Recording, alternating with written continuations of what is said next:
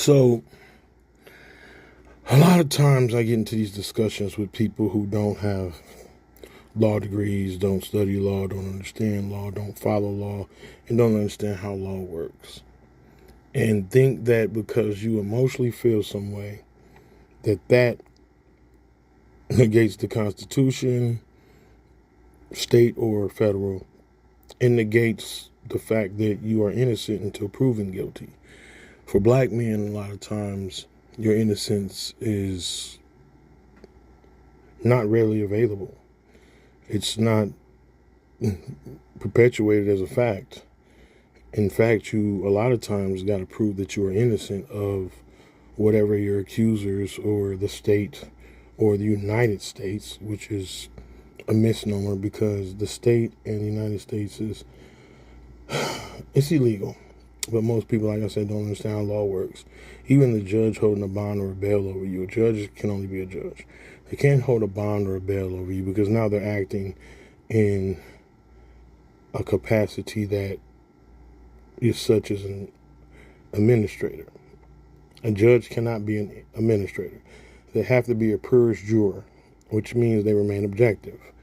To be found guilty of 2 counts of prostitution or flying somewhere with prostitution would predicate the notion that you were somehow receiving monetary gain from sexual acts being performed, and that you were delivering a product of a sexual nature for an exchange of fiat.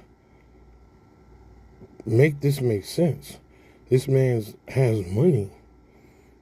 He was not doing this for money. Excuse me, I'm sweating like a hog. It's hot here in Minnesota, and I do not have the fan or my dehumidifier on because I didn't want it to be too noisy. And I wanted to get my point across. A lot of people are out here saying things that make no sense.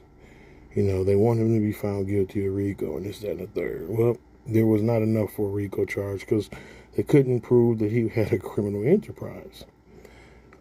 Thus, they let go a lot of charges. And a lot of times when they do that is they can bring those charges back because they're not covered under double jeopardy because they did not proceed with those charges.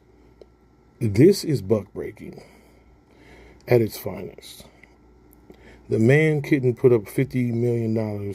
He couldn't have the U.S. Marshals guard him, paying for the U.S. Marshals, not for the United States, to guard him, when the whole reason for bond or bail is to protect the innocent.